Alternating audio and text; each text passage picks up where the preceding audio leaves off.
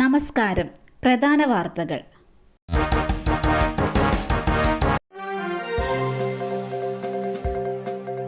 KSRTC bus സ്കൂട്ടറിലിടിച്ച് യാത്രക്കാരന് പരിക്ക്. പുനലൂർ വാളക്കോട് താഴേക്കട വാതുക്കൽ സ്വദേശി നസീറിനാണ് പരിക്കേറ്റത്. 55 വയസ്സായിരുന്നു.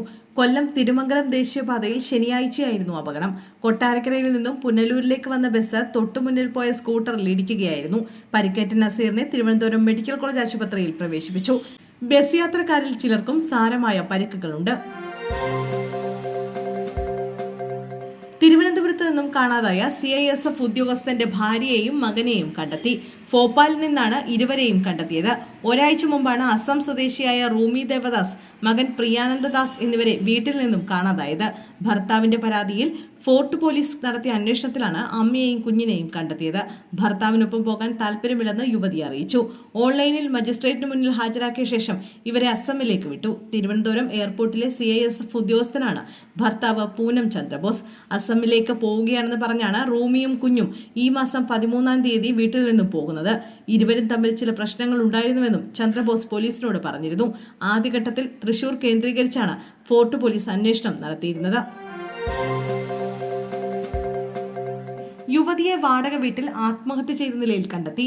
നെയ്യാറ്റിൻകരയിൽ നഴ്സിനെ ആത്മഹത്യ ചെയ്ത നിലയിൽ കണ്ടെത്തി. നെയ്യാറ്റിൻകര നിംസ് ആശുപത്രിയിലെ നഴ്സ് അഞ്ജലിയാണ് വാടക വീട്ടിൽ തൂങ്ങിമരിച്ച നിലയിൽ കണ്ടെത്തിയത്. 28 വയസ്സായിരുന്നു. ആത്മഹത്യക്കുറിപ്പും കണ്ടെത്തിയിട്ടുണ്ട്. പ്രാഥമിക അന്വേഷണത്തിൽ മരണത്തിൽ ദുരൂഹതകളില്ല എന്നും തുടരന്വേഷണം നടത്തുമെന്നും പോലീസ് വ്യക്തമാക്കി.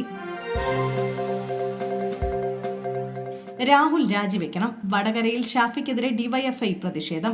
ഷാഫി പറമ്പിൽ MPക്കെതിരെ വടകരയിൽ ഡിവൈഎഫ്ഐ പ്രതിഷേധം. ഡിവൈഎഫ്ഐ വടകര ബ്ലോക്ക് കമ്മിറ്റിയുടെ നേതൃത്വത്തിൽ യൂത്ത് കോൺഗ്രസ് നേതാവ് രാഹുൽ മാങ്കൂട്ടത്തിലിന്റെ രാജിയാവശ്യം ഉയർത്തിയാണ് നേതാക്കൾ പ്രതിഷേധിക്കുന്നത്. രാഹുലിനെ സംരക്ഷിക്കുന്നത് ഷാഫി പറമ്പിലാണെന്ന് പ്രതിഷേധക്കാർ ആരോപിച്ചു. KA പോളിന്റെ ഇടപെടലുള്ള അതൃപ്തി. നിമിഷപ്രിയ ആക്ഷൻ കൗൺസിൽ പിരിച്ചുവിടുന്നു. സേവ് നിമിഷപ്രിയ ആക്ഷൻ കൗൺസിൽ പ്രവർത്തനം നിർത്താൻ ആലോചന. സുവിശേഷ പ്രാസംഗികൻ പാസ്റ്റർ KA പോളിന്റെ ഇടപെടലുള്ള അതൃപ്തിയിലാണ് ആക്ഷൻ കൗൺസിലിന്റെ തീരുമാനത്തിന് പിന്നിലെന്നാണ് സൂചന.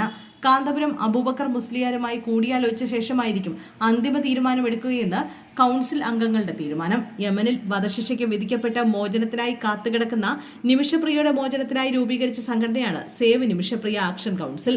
തുടക്കം മുതൽ നിമിഷപ്രിയയുടെ മോചനത്തിനായി പ്രവർത്തിച്ചു വരുന്ന സംഘടനയാണിത്. നിമിഷപ്രിയയുടെ കുടുംബം പോളിനൊപ്പം ചേർന്ന സാഹചര്യത്തിലാണ് ആക്ഷൻ കൗൺസിൽ ഭാരവാഹികൾ പുതിയ തീരുമാനത്തിലേക്ക് എത്തിയത്.